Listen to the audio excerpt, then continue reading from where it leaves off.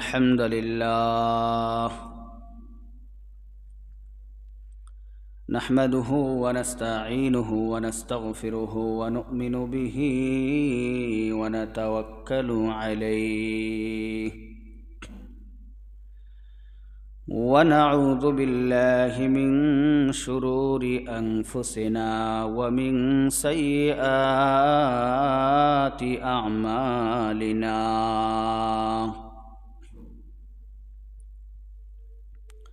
من يهده الله فلا مضل له ومن يضلله فلا هادي له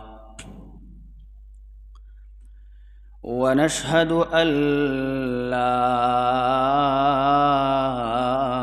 إله إلا الله لا خالق إلا الله لا مالك إلا الله لا رازق إلا الله وحده لا شريك له لا نظير له ولا وزير له ولا مشير له ولا معين له ونشهد أن سيدنا وسندنا وحبيبنا وحبيب ربنا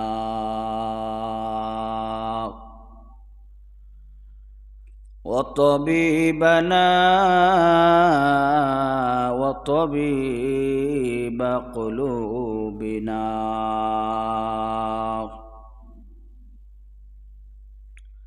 وأرواحنا وأولانا ومولانا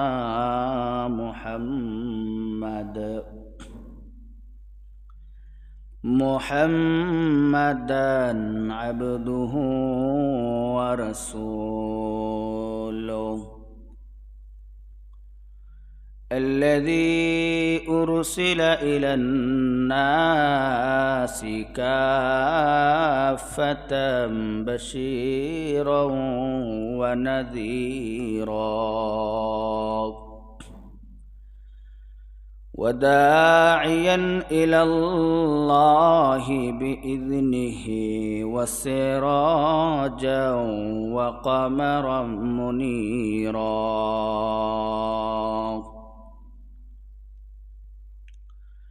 أما بعد فأعوذ بالله من الشيطان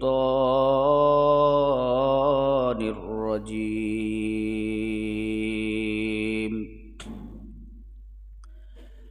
بسم الله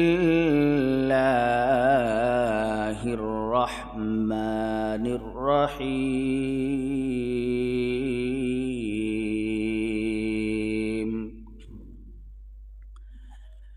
يا أيها الذين آمنوا كتب عليكم الصيام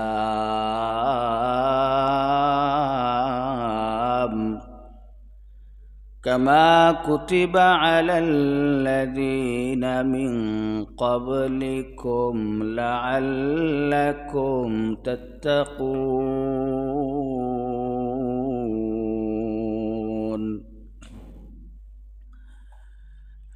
عن أبي هريرة رضي الله تعالى عنه قال رسول الله صلى الله عليه وسلم من صام رمضان إيمانا واحتسابا واحتسابا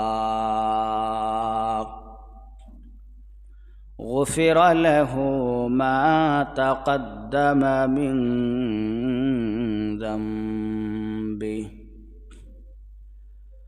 صدق الله المولانا العظيم وصدق رسوله النبي الكريم ونحن على ذلك لمن الشاهدين والشاكرين والحمد لله رب العالمين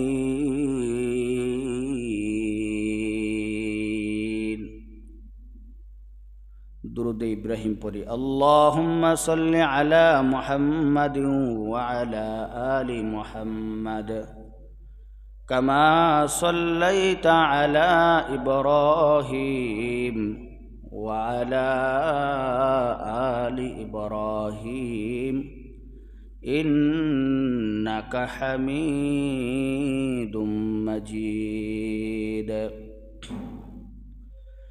اللهم بارك على محمد وعلى آل محمد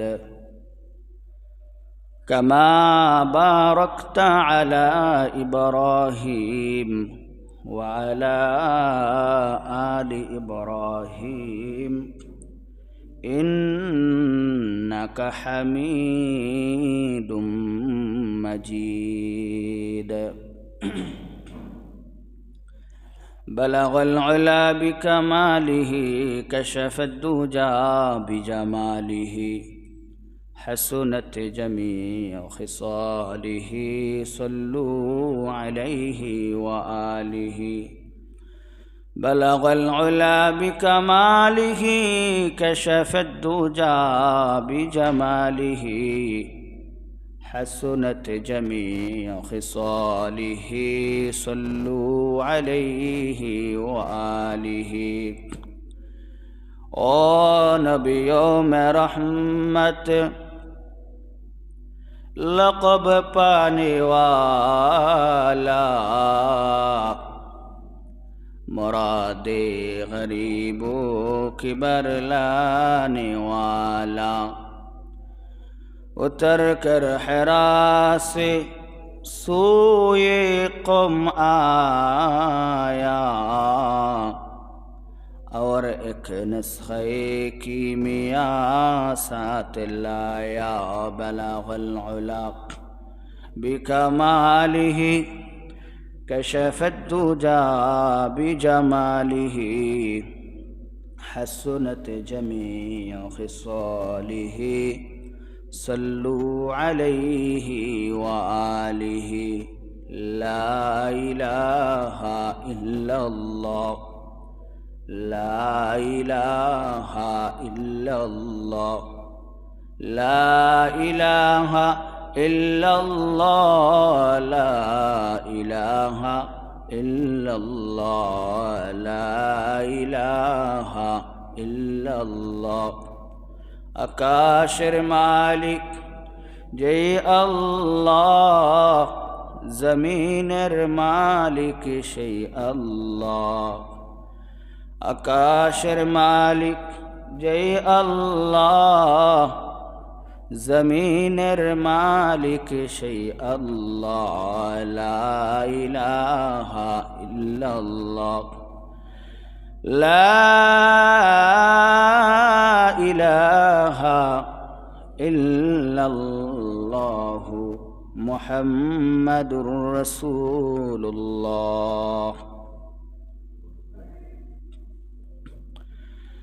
আলহামদুলিল্লাহ,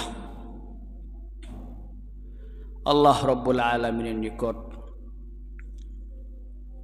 লক্ষ কোটি শুকুর ও সুজুদ, যে মহান রব্বুল আলামিন আমাদের হায়াতকে দীর্ঘায়িত করে সুস্থ রেখে রমাদান মাসে সবার আগে মসজিদে আসার বসার তৌফিক দান করেছেন, এজন্য অন্তরের অন্তঃস্থল থেকে ভক্তি সহকারে আওয়াজ দিয়ে সবাই বলে আলহামদুলিল্লাহ। সম্মানিত মুসল্লিয়ানে কেরাম, আমাদের কাছ থেকে 15টি রমাদান চলে গেছে, আর মাত্র হাতে গোনা কয়েকটা রোজা আছে। অর্থাৎ রমাদান শুরু হয়েছে, শেষ হয়ে যাবে, থাকবে না। কিন্তু এই রমাদানটাকে আমাদেরকে কাজে লাগাতে হবে। রমাদান মাসে আমাদের কাজ দুইটা। প্রথম কাজ হলো আল্লাহ রব্বুল আলামিন যে কোরআনের মধ্যে বইলা দিয়েছেন রোজার কথা,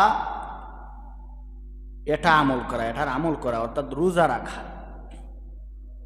2 নম্বর আমল হলো রাত্রিবেলা তারাবিহের নামাজ পড়া।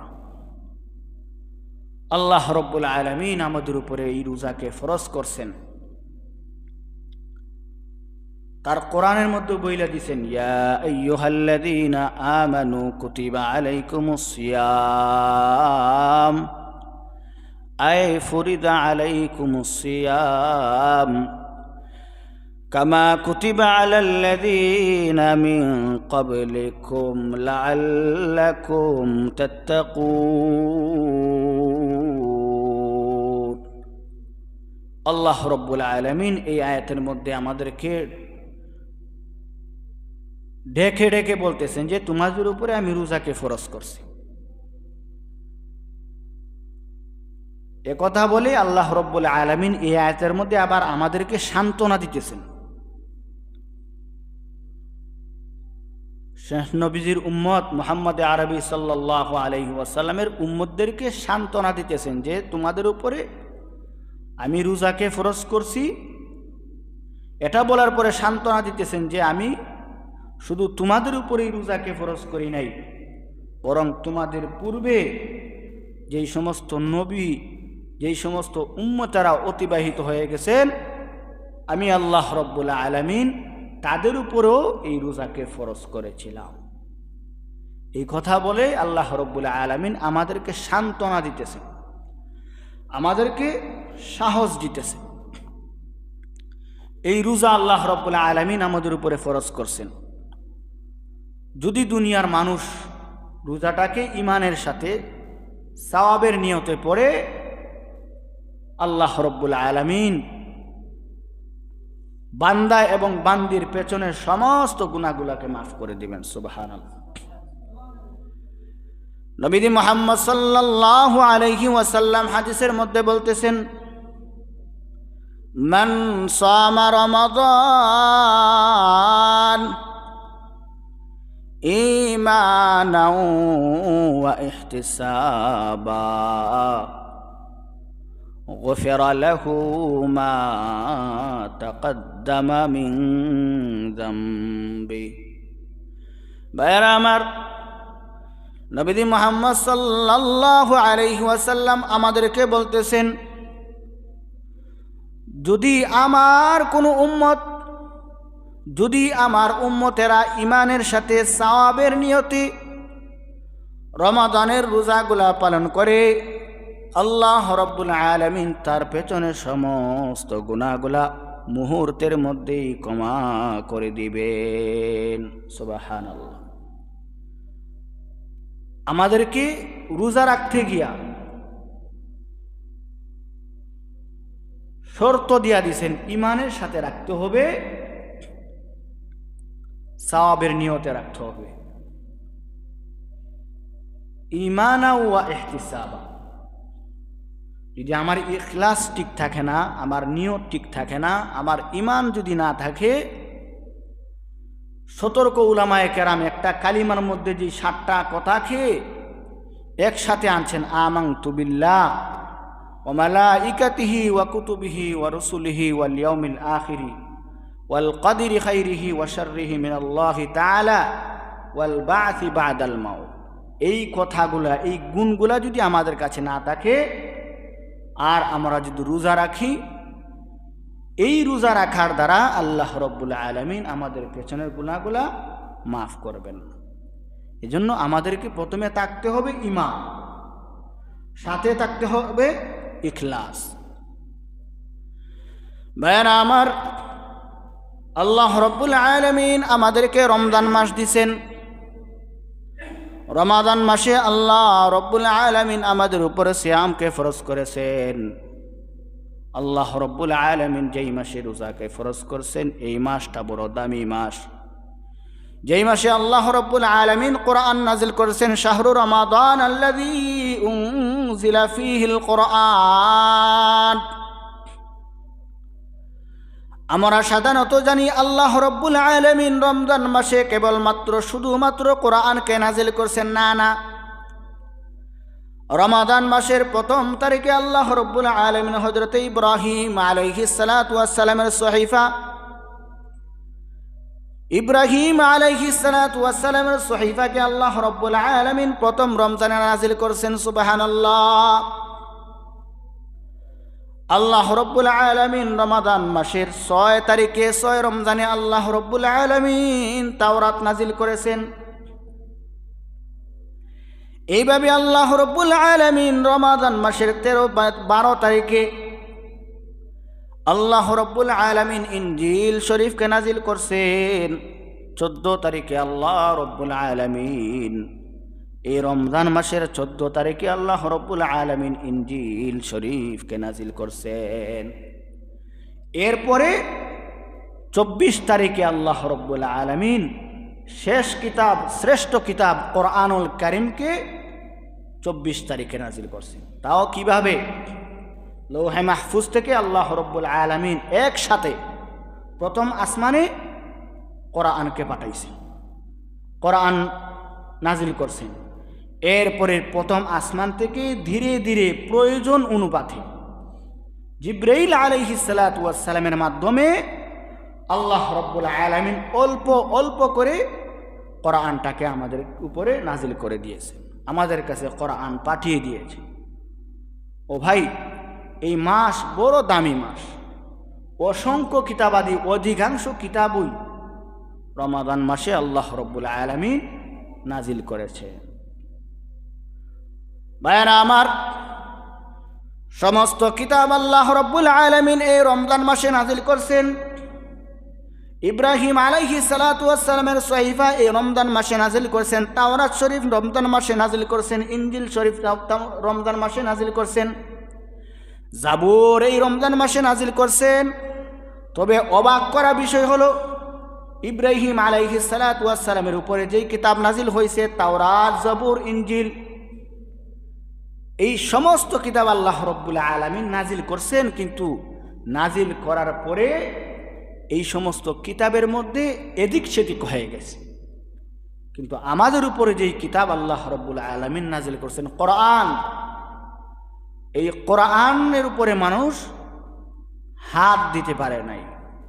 এই কোরআনের মধ্যে কোনো রদবদল করতে পারে নাই। এই কোরআনের মধ্যে কোনো পরিবর্তন কোনো মানুষ করতে পারে নাই, পারবেও না ইনশাআল্লাহ। কারণ আল্লাহ রাব্বুল আলামিন এই কোরআন নাজিল করার পরে এলান করে দিয়েছেন, আম ঘোষণা করছেন, এই কোরআনের জিম্মাদারি আল্লাহ রাব্বুল আলামিন নিজে নিয়ে নিয়েছেন।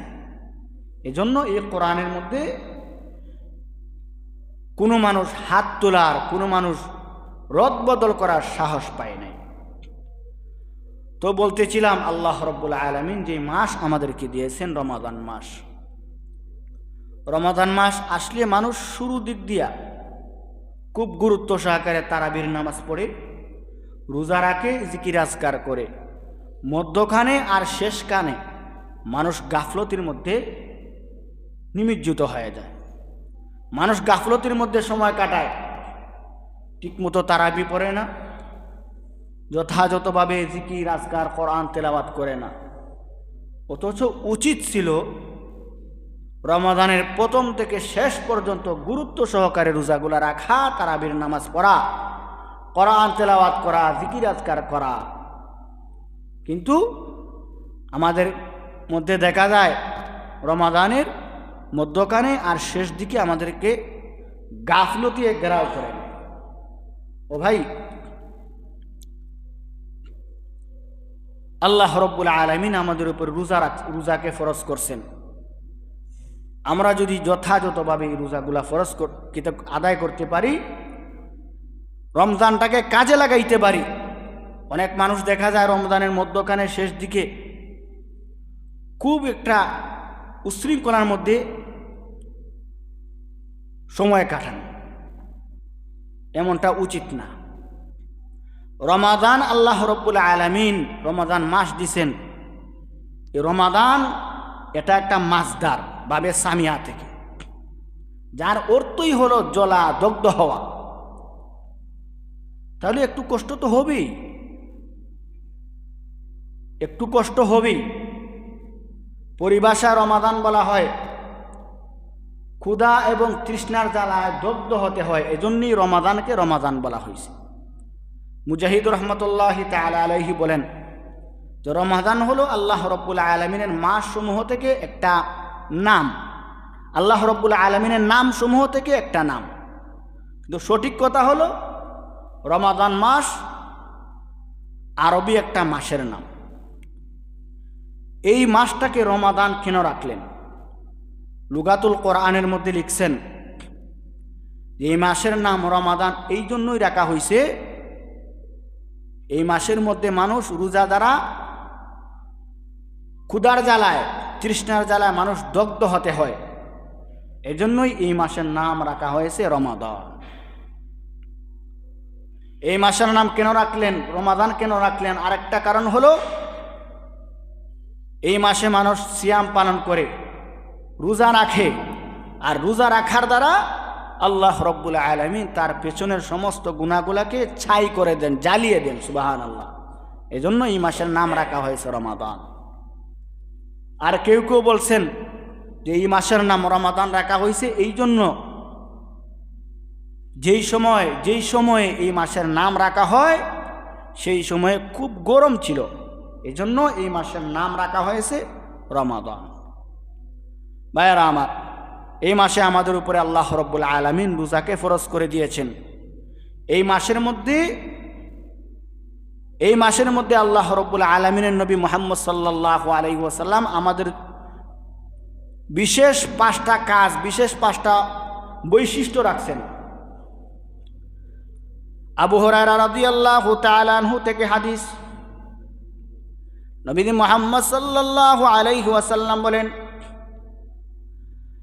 এই রমাদান মাসে আল্লাহ রব্বুল আলামিন আমার উম্মতদেরকে 5টা বৈশিষ্ট্য দিয়েছেন, এমন যেই 5টা বৈশিষ্ট্য অন্য কোনো উম্মতদেরকে দেওয়া হয় নাই। ভাইরা আমার, আল্লাহ রব্বুল আলামিন আমাদেরকে যে 5টা বৈশিষ্ট্য দিয়েছেন, এর প্রথমটা হলো রমাদান মাসে মানুষ রোজা রাখার দ্বারা মুখের মধ্যে যেই দুর্গন্ধ হয়, এই দুর্গন্ধটা আল্লাহ রব্বুল আলামিনের কাছে মেশকের ঘ্রাণের চেয়ে উত্তম। সুবহানাল্লাহ। এই রমাদান মাসে আমাদেরকে আরেকটা বৈশিষ্ট্য দেওয়া হয়েছে কি, রমাদান মাসে মানুষ যে রোজা রাখে আল্লাহ রব্বুল আলামিনের ফেরেশতাগণ সুবহে সাদিক থেকে নিয়ে রোজা সাহরি খাওয়ার পর থেকে সূর্যাস্ত পর্যন্ত রোজাদারের জন্য মাগফিরাতের দোয়া করতে থাকে। এই যে বৈশিষ্ট্যগুলা বলতেছি, এই বৈশিষ্ট্যগুলা অন্য কোনো উম্মতের উপরে, অন্য কোনো উম্মতদের জন্য এই বৈশিষ্ট্যগুলা ছিল না।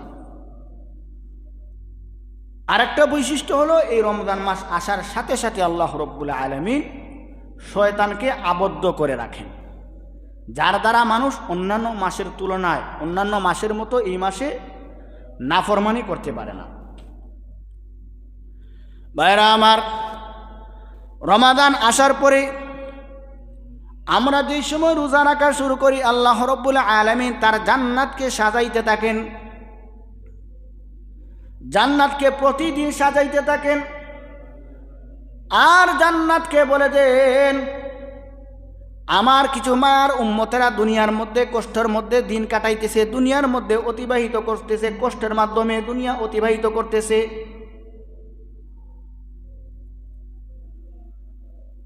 অল্প সময়ের মধ্যে আমার ওই সমস্ত বান্দারা এসে জান্নাতের মধ্যে বিশ্রাম নেবে।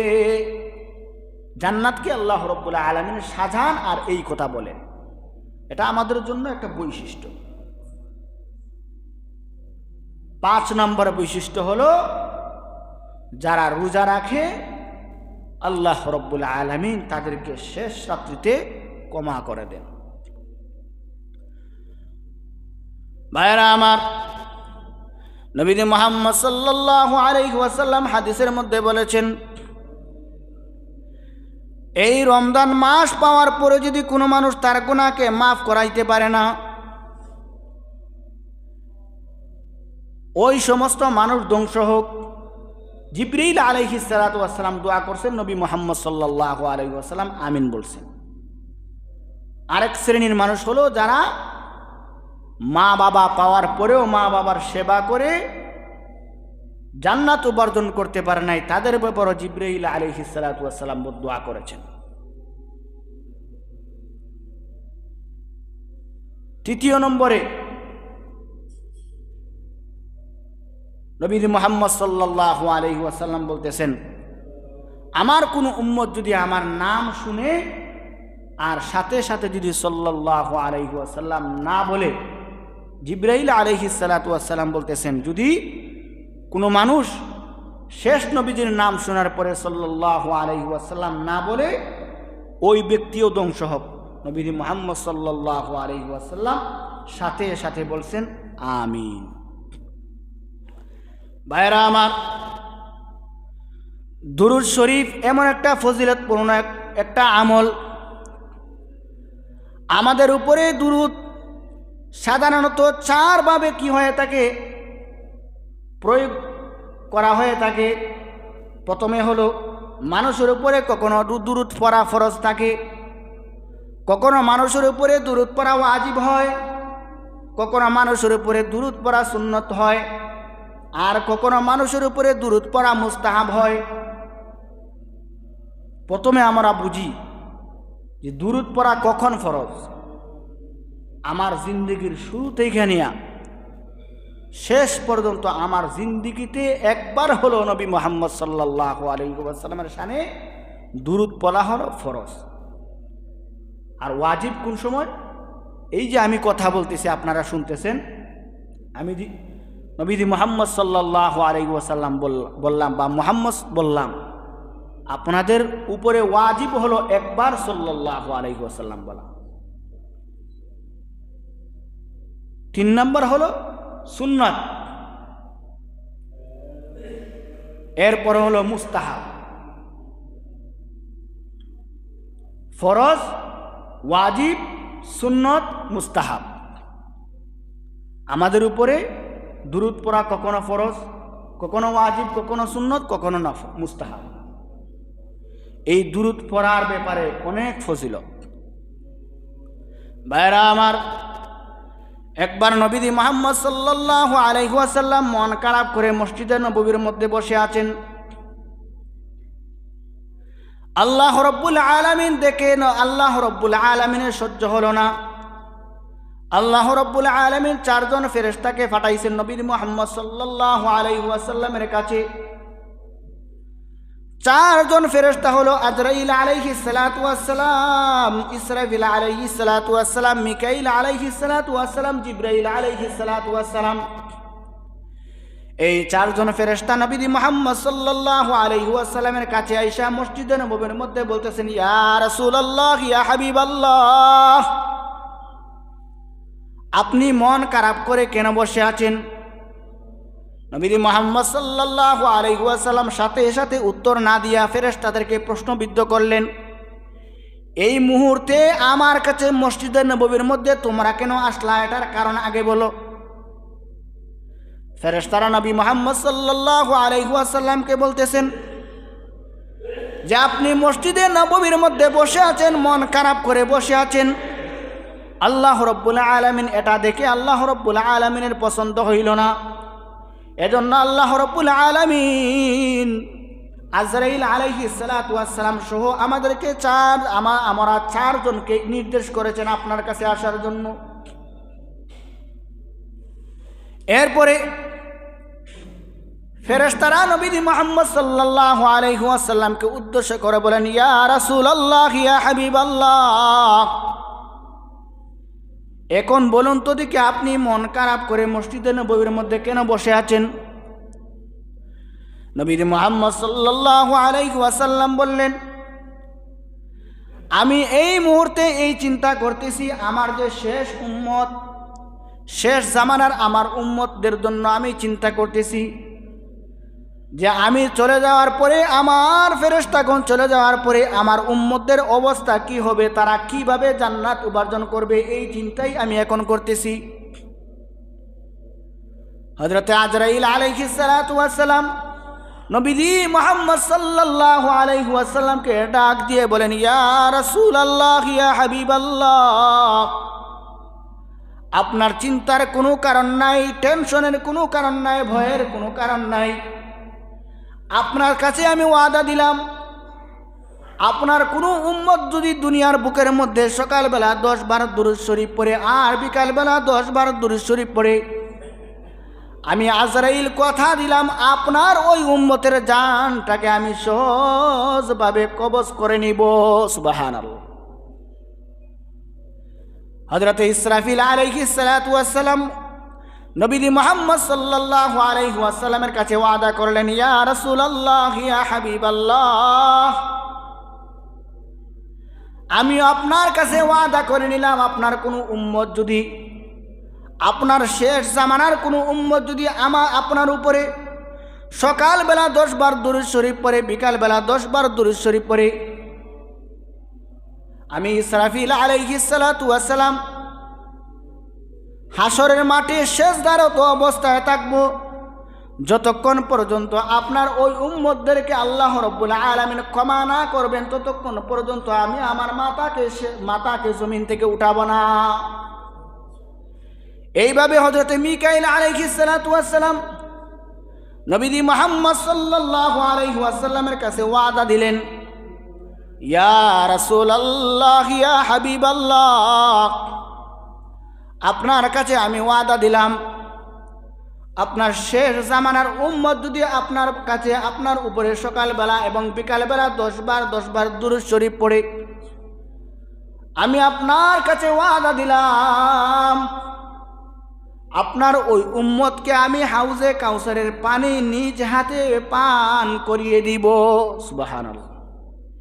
এইভাবে জিবরাইল আলাইহিস সালাতু ওয়াস সালাম নবী মুহাম্মদ সাল্লাল্লাহু আলাইহি ওয়াসাল্লামের কাছে ওয়াদা দিলেন, আপনার কাছে, আপনার উপরে যদি সকালবেলা এবং বিকালবেলা 10 বার করে দুরূদ শরীফ পড়ে, আমি জিবরাইল নিজেও ওয়াদা দিলাম, আপনার ওই উম্মতকে আমি নিজ হাতে তাকে ফুলসিরাতের ফুল পার করে দিব। সুবহানাল্লাহ। এজন্য ভাইয়েরা আমার, এই রমাদান মাস জিকির আজকারের মাধ্যমে আমাদের কাছ থেকে অতিবাহিত হোক। নবীজির নাম আমরা শুনছি, সাথে সাথে বলি সাল্লাল্লাহু আলাইহি ওয়াসাল্লাম। এই যে কথাগুলা, এই যে ঘটনাগুলা বললাম, এই আমলটা যেন ছুটে না যায়। নবী মুহাম্মদ সাল্লাল্লাহু আলাইহি ওয়াসাল্লাম তার উম্মতদেরকে জানিয়ে দিয়েছেন, যদি আমার কোন উম্মত 5 ওয়াক্ত আমার উপরে দুরূদ শরীফ পড়ে, আমার উপরে ওয়াজিব হয়ে যাবে ওই উম্মতকে জান্নাতে প্রবেশ করানো। এজন্য ভাইয়েরা আমার, দুরূদ শরীফের আমল করি, সাথে সাথে আল্লাহ রাব্বুল আলামিনের শ্রেষ্ঠ ফেরেশতা জিবরাইল আলাইহিস সালাতু ওয়াস সালাম যে বদদুয়া করেছেন যে রমজান মাস পাওয়ার পরে যে তার গুনাহকে মাফ করাইতে পারলো না, ওই মানুষটা কি হোক, ধ্বংস হোক। নবী মুহাম্মদ সাল্লাল্লাহু আলাইহি ওয়াসাল্লাম সাথে সাথে বললেন আমিন। ভাইরা আমার আপনার গুনাহ মাফ করার জন্য প্রতিদিন, প্রতি মুহূর্তে, প্রতি মিনিটকে আমাদেরকে কাজে লাগাতে হবে। আর ইস্তেগফারের মাধ্যমে সময়টাকে যদি আমরা অতিবাহিত করি, তাহলে এই রমজান মাস যাবে, সাথে সাথে আমাদের গুনাহগুলোও চলে যাবে। ইস্তেগফার করব, আস্তাগফিরুল্লাহ, অথবা এভাবে বলতে পারি আস্তাগফিরুল্লাহ ইন্নাল্লাহা গফুরুর রহিম। ইস্তেগফার পড়ার আরেকটা সূরত হলো আস্তাগফিরুল্লাহ আল্লাযী লা ইলাহা ইল্লা হুয়াল হাইয়ুল কাইয়্যুম ওয়া আতুবু ইলাইহি ওয়ালা হাওলা ওয়ালা কুওয়াতা ইল্লা বিল্লাহিল আলিয়্যিল আযীম। এইভাবে যদি আমরা ইস্তেগফার করতে পারি, আল্লাহর নবী মুহাম্মদ আরবি সাল্লাল্লাহু আলাইহি ওয়াসাল্লাম হাদিসের মধ্যে বলেন, আত-তাইবু মিনাজ যামবি কামাল্লা যামবালা। যদি কোনো মানুষ তার গুনাহ থেকে তওবা করে নেয়, আল্লাহ রাব্বুল আলামিনের নবী মুহাম্মদ আরবি সাল্লাল্লাহু আলাইহি ওয়াসাল্লাম বলেন, তার কাছে কোনো গুনাহ অবশিষ্ট থাকতে পারে না। এজন্য প্রতি মুহূর্তে, প্রতি মিনিটে, প্রতিটা ঘন্টা আমাদের কাছ থেকে ইস্তেগফার এবং দুরূদের মাধ্যমে আমাদের কাছ থেকে অতিবাহিত হোক। আমরা জানি দুনিয়ার মধ্যে শ্রেষ্ঠ 4 জন ইমাম। হযরত আহমদ ইবনে হাম্বল রহমতুল্লাহি তাআলা আলাইহি একজন। এই আহমদ ইবনে হাম্বল রহমতুল্লাহি তাআলা আলাইহি ইস্তেগফারের ফজিলত বুঝাইতে গিয়ে আমি একটা ঘটনা বলি। আহমদ ইবনে হাম্বল রহমতুল্লাহি তাআলা আলাইহি একবার এক জায়গায় সফর শুরু করলেন। সফর করতে গিয়া কোনো এক মহল্লায় গিয়া রাত হয়ে গেছে। রাত হয়ে যাওয়ার পরে ইমাম আহমদ ইবনে হাম্বল রহমতুল্লাহি তাআলা আলাইহি একটা মসজিদের মধ্যে গেলেন। মসজিদের মধ্যে গিয়া এশার নামাজ আদায় করলেন। এশার নামাজ আদায় করার পরে, সুন্নত বিতিরা আদায় করার পরে মুয়াজ্জিন এলান করছে যে আপনারা সবাই মসজিদ থেকে বের হয়ে যান, দরজা ব্লক করা হবে, দরজাকে বন্ধ করে দেওয়া হবে। ইমাম আহমদ ইবনে হাম্বল রহমতুল্লাহি তাআলা আলাইহি মুয়াজ্জিনকে বললেন, মুয়াজ্জিন, আপনাদের অঞ্চলে এমন কোনো জায়গা কি আছে যে জায়গার মধ্যে মানুষ সারা রাত সজাগ থাকে, বা সারা রাত সজাগ থাকার এরকম কোনো ব্যবস্থা, এরকম কোনো জায়গা আছে কিনা? মুয়াজ্জিন বলেন যে এখান থেকে 5 মাইল দূরে একটা বাজার আছে। সেই বাজারে মানুষ সারা রাত, অনেক মানুষের সারা রাত কি থাকে, জাগ্রত থাকে, আপনি সে জায়গায় যেতে পারেন। আহমদ ইবনে হাম্বল রহমতুল্লাহি তাআলা এই শীতের রাতে 5 মাইল রাস্তা অতিবাহিত হওয়ার পরে, 5 মাইল রাস্তা অতিবাহিত করে সেই বাজারের মধ্যে গেলেন। গিয়ে দেখলেন একটা দোকানের মধ্যে আগুন ধাউ ধাউ করতেছে, আর সেই আগুনের মধ্যে একজন যুবক রুটি বাজতেছে। ইমাম আহমদ ইবনে হাম্বল রহমতুল্লাহি তাআলা আলাইহি সেই আগুনের মধ্যে গিয়া আগুন তাপাইতেছেন। আর ইমাম আহমদ ইবনে হাম্বল রহমতুল্লাহি তাআলা আলাইহি লক্ষ্য করতেছেন ওই যুবক সে রুটি বানায় আর বলে আস্তাগফিরুল্লাহ, আস্তাগফিরুল্লাহ, আস্তাগফিরুল্লাহ। ভাইরা আমার, ইমাম আহমদ ইবনে হাম্বল রহমতুল্লাহি তাআলা আলাইহি ওই যুবককে বললেন, যুবক, আমি লক্ষ্য করতেছি তুমি রুটি বানাইতেছো আর সাথে সাথে বলতেছো আস্তাগফিরুল্লাহ, আস্তাগফিরুল্লাহ। এই বারবার আস্তাগফিরুল্লাহ, আস্তাগফিরুল্লাহ বলার কারণটা কি? যুবক ডাক দিয়ে বলেন, মুরব্বী চাচা, আমি যে বারবার আস্তাগফিরুল্লাহ, আস্তাগফিরুল্লাহ বলতেছি, এর পিছনে অনেক ফজিলত আছে, এর পিছনে অনেক ঘটনা আছে। ইমাম আহমদ ইবনে হাম্বল রহমতুল্লাহি তাআলা আলাইহি যুবককে উদ্দেশ্য করে বললেন, বাবা বলো, এই বারবার কেন তুমি রুটি বানাইতেছো আর বারবার কেন বলতেছো আস্তাগফিরুল্লাহ, আস্তাগফিরুল্লাহ? যুবক উত্তরে বলতেছে, ও মুরব্বী চাচা, আমি দুনিয়ার মধ্যে যেই সময় আমি ইমাম সাহেবের কাছ থেকে, আলিম উলামাদের কাছ থেকে ইস্তেগফারের আমল জানলাম, ইস্তেগফারের ফজিলত জানলাম, এরপর থেকে আমি কাজ করার ফাঁকে ফাঁকেও আস্তাগফিরুল্লাহ বলি, হাঁটার সময় আস্তাগফিরুল্লাহ বলি, বসে থাকলেও আস্তাগফিরুল্লাহ বলি। এই বারবার আস্তাগফিরুল্লাহ বলার দ্বারা আমার কি হয়েছে আমি সেটা আপনাকে জানাইতে চাই। আল্লাহ রাব্বুল আলামিনের কাছে এই আস্তাগফিরুল্লাহ বারবার বলার কারণে আল্লাহ রাব্বুল আলামিনের কাছে আমি যেই জিনিস চাইছি, যেই জিনিসের আশা রাখছি, সেই জিনিসই আল্লাহ রাব্বুল আলামিন আমাকে দিয়া দিছেন। তবে আমার আরেকটা আশা বাকি রয়ে গেছে, এর কারণে আমি আবারও বারবার আস্তাগফিরুল্লাহ বলতেছি। ইমাম আহমদ ইবনে হাম্বল রহমাতুল্লাহি তাআলা আলাইহি বললেন, বাবা, আরেকটা কোন দোয়া কোন আশাটা তোমার এখনো বাকি রয়ে গেছে? তুমি আমার কাছে বলো, আমি তোমার মুরব্বী চাচা, আমি দোয়া করব আল্লাহ রাব্বুল আলামিন যেন তোমার সেই আশাটাকেও কি করে দেন, পূর্ণ করে দেন। যুবক ডাক দিয়ে বলতেছে, আমার আরেকটা আশা হলো দুনিয়ার শ্রেষ্ঠ ইমাম, আমাদের জামানার শ্রেষ্ঠ ইমাম, সবচেয়ে বড় ইমাম হযরত আহমদ ইবনে হাম্বল রহমাতুল্লাহি তাআলা আলাইহিকে যেন আল্লাহ রাব্বুল আলামিন আমাকে সরাসরি সাক্ষাৎ করিয়ে দেন। ভাইরা আমার, ইমাম আহমদ ইবনে হাম্বল রহমাতুল্লাহি তাআলা আলাইহি এই কথা শোনার পরে যুবককে জড়িয়ে ধরলেন আর বললেন, যুবক, তুমি দুনিয়ার মধ্যে শ্রেষ্ঠ এবং সফল যুবক, তোমার আর কোনো টেনশনের কোনো প্রয়োজন নাই। আমি হলাম যুগের শ্রেষ্ঠ ইমাম এবং আমি হলাম এই সময়ের সবচেয়ে বড় আলেম মানুষ মনে করে। সুতরাং তুমি আস্তাগফিরুল্লাহ আস্তাগফিরুল্লাহ বলার দ্বারা আল্লাহ রাব্বুল আলামিন তোমার সেই আশাটাকেও কবুল করিয়ে দিয়েছেন। আমি হলাম আহমদ ইবনে হাম্বল। এজন্য ইস্তেগফারের আমল বড় ফজিলতপূর্ণ।